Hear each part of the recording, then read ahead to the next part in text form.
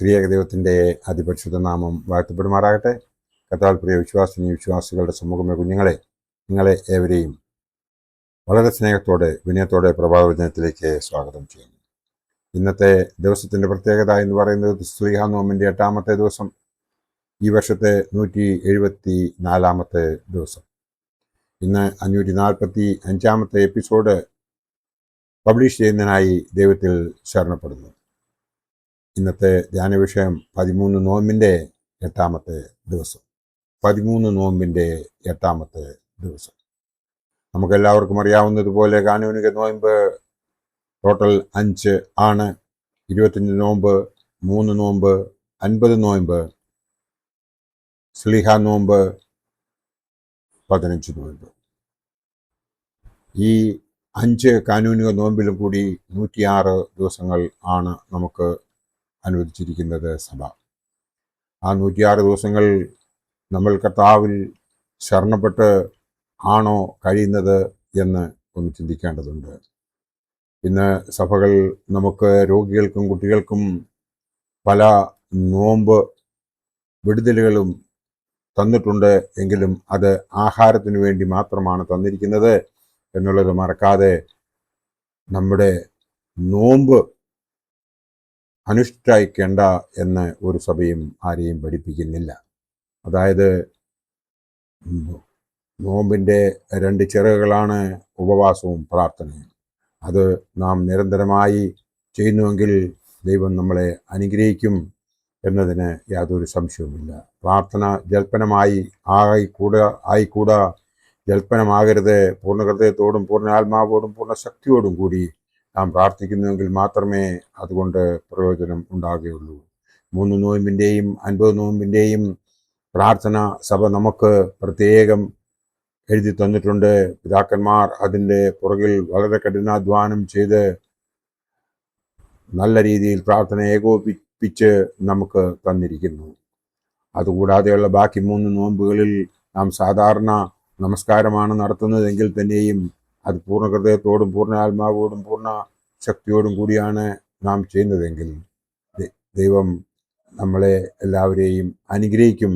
അത് നാം മറക്കാതിരുന്നാൽ നമുക്ക് ഭക്തിഗാനങ്ങൾ ഹൃദയത്തിൽ തട്ടിപ്പാടുന്നതിനും വേദപുസ്തകം വായിച്ച് ഗ്രഹിക്കുന്നതിനും നമ്മുടെ പിതാക്കന്മാർ ചെയ്തതായ കാര്യങ്ങൾ മനസ്സിലാക്കുന്നതിനും നമുക്ക് സാധിക്കും. നാം ഉൽപ്പത്തി മുതൽ വെളിപാട് വരെ നോക്കുമ്പോൾ 66 പുസ്തകങ്ങളും 1189 അധ്യായങ്ങളും 31,090 വാക്യങ്ങളുമാണ് അതിലുള്ളത്. ബൈബിൾ സൊസൈറ്റി ഓഫ് ഇന്ത്യയുടെ ബൈബിളിനെ കുറിച്ചാണ് ഞാൻ നിങ്ങളോട് ഈ അവസരത്തിൽ സംസാരിക്കുന്നത്. അത് നാം കൃത്യമായി വായിച്ച് മനസ്സിലാക്കുന്നുവെങ്കിൽ ഒരു മനുഷ്യനും ഈ ലോകത്തിലേക്ക് കടന്നു വന്നതിന് ശേഷം പാപപങ്കിലമായ ജീവിതം ജീവിക്കുവാൻ അവളെ കൊണ്ട് സാധിക്കുകയില്ല. കാരണം നമ്മുടെ ദൈവമായ കർത്താവ് നമുക്ക് കാണിച്ചു തന്നതായ ആ പാതയിലൂടെ ജീവിച്ച സ്ലീഹന്മാരുടെ നോമ്പ് നടക്കുന്നതായ ഈ അവസരത്തിൽ ഇന്ന് 13 നോമ്പിൻ്റെ സ്ലീഹാ നോമ്പിൻ്റെ 8-ാം ദിവസമായ ഇന്ന് നാം ഈ ദിവസത്തെ ആചരിക്കുന്നത് വിശുദ്ധ മത്തായി സ്ലീഹായുടെ നാമത്തിലാണ്. വിശുദ്ധ മത്തായി സ്ലീഹായെ ലേവി എന്നും അറിയപ്പെടുന്നു. സുവിശേഷകർത്താവും കൂടിയായ വിശുദ്ധ മത്തായി സ്ലീഹായ്ക്ക് ലേവി എന്ന പേരും ഉണ്ടായിരുന്നു. ഗലീല പ്രദേശത്തെ കപർന്നഹൂമിൽ ചുങ്കം പിരിച്ചുകൊണ്ടിരിക്കുമ്പോഴാണ് യേശു അദ്ദേഹത്തെ വിളിക്കുന്നത്. വിശുദ്ധ മത്തായി ആദ്യം യഹൂദ്യയിൽ സുവിശേഷം അറിയിച്ചിട്ട് കിഴക്ക് ദേശത്തേക്ക്, പ്രത്യേകിച്ച് പാർത്തിയ, മേഥ്യ, പേർഷ്യ എന്നിവിടങ്ങളിലും സുവിശേഷ വേലയ്ക്ക് പോയി. കൂടാതെ ആഫ്രിക്കയുടെ വടക്ക് കിഴക്ക് ഭാഗത്തും അദ്ദേഹം പ്രസംഗിക്കുകയും അത്ഭുതങ്ങൾ പ്രവർത്തിക്കുകയും ചെയ്തു. മരിച്ച ഹബ്ജാനിയ എന്ന രാജകുമാരിയെ അദ്ദേഹം ഉയർപ്പിച്ചുവെന്ന് ചരിത്രം നമ്മെ ഉദ്ബോധിപ്പിക്കുന്നു. അതറിഞ്ഞ രാജാവും പ്രജകളും ഭൂരിപക്ഷ ആൾക്കാർ കർത്താവിൽ വിശ്വസിച്ചു എന്നാണ് ചരിത്രം നമ്മെ ഉദ്ബോധിപ്പിക്കുന്നത്. വിശുദ്ധ മത്തായിയുടെ സുവിശേഷം ആദ്യം അറമായ ഭാഷയിലാണ് എഴുതിയത്. പിന്നീട് ആ സുവിശേഷം ഗ്രീക്ക് ഭാഷയിലേക്ക് തർജ്ജമ ചെയ്തു എന്ന് ചരിത്രം നമ്മെ ഓർപ്പിപ്പിക്കുന്നു. വിശുദ്ധ മത്തായി സ്ലീഹ യഹൂദന്മാരാൽ കൊല്ലപ്പെട്ട് അന്ത്യോക്യയിൽ അടക്കപ്പെട്ടു എന്ന് പൊതുവെ വിശ്വസിക്കുന്നു. നാം ഇതൊക്കെയും മനസ്സിലാക്കുമ്പോൾ അന്ന് കർത്താവായ യേശു ക്രിസ്തുവിനെ സാക്ഷിച്ചവരെ ഒക്കെയും അന്ന് യഹൂദന്മാരും ക്രിസ്ത്യാനികളല്ലാത്തവരും ഒരുപാട് പീഡിപ്പിച്ചു എന്ന് നമുക്ക് മനസ്സിലാക്കേണ്ടതുണ്ട്. നാം അങ്ങനെ മനസ്സിലാക്കുന്നതായ അവസരത്തിൽ നമുക്ക് മനസ്സിലാകുന്ന ഒരു കാര്യമുണ്ട്. ശക്തിയും നിർമ്മല സ്നേഹവും നിറഞ്ഞ ഒരു വ്യക്തിത്വം ആരിലുണ്ടോ അവർക്ക് നല്ല ഒരു ക്രിസ്ത്യാനിയായി ജീവിക്കുവാൻ സാധിക്കത്തുള്ളൂ. അതിനായി നാം കാണുന്നത് പത്രോസ്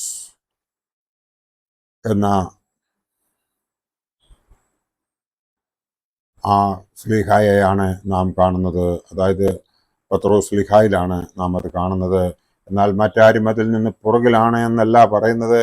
എന്നാൽ പത്രോസ് ഏറ്റവും പ്രായമുള്ള ആളായിരുന്നതിനാൽ അദ്ദേഹം ഇവരെയൊക്കെയും നല്ല രീതിയിൽ നയിച്ചു എന്ന് നമുക്ക് മനസ്സിലാക്കേണ്ടതുണ്ട്.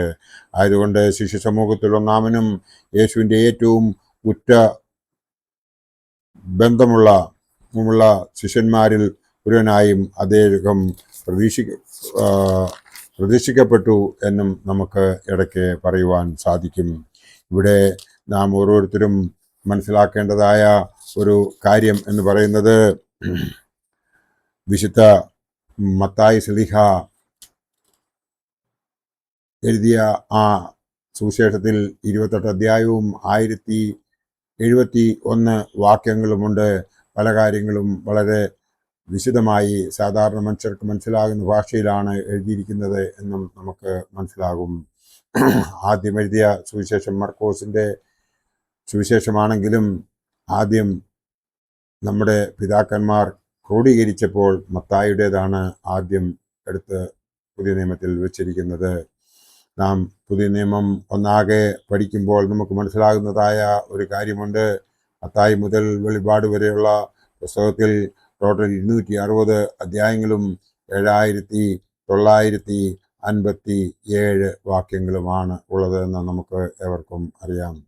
അതൊക്കെയും നാം കൃത്യമായി തൊട്ടെണ്ണി അത് ഓരോ വാക്യങ്ങളും വായിക്കുമ്പോഴാണ് നാം എങ്ങനെയാണ് ദൈവത്തിൻ്റെ മുമ്പിൽ നമ്മെ തന്നെ സമർപ്പിക്കേണ്ടത് എന്നാണ് നാം ഓരോരുത്തർക്കും മനസ്സിലാകുന്നത്. ഇതൊക്കെയും കൃത്യമായി മനസ്സിലാക്കി അകൽക്കർസായുടെ കൺട്രോളിൽ നിന്ന് നമ്മെ തന്നെ വിടുവിച്ച് ആ പരിശുദ്ധാത്മാവ് ദാനത്തിൽ നാം ജീവിക്കുന്നുവെങ്കിൽ ദൈവം നമ്മളെല്ലാവരെയും അനുഗ്രഹിക്കുമെന്ന് മാത്രം ഈ അവസരത്തിൽ ഓർപ്പിച്ചുകൊണ്ട് എൻ്റെ വാക്കുകൾ ഇവിടെ ഉപസംഹരിക്കട്ടെ. ദൈവം നമ്മളെല്ലാവരെയും അനുഗ്രഹിക്കട്ടെ. നന്ദി, നമസ്കാരം.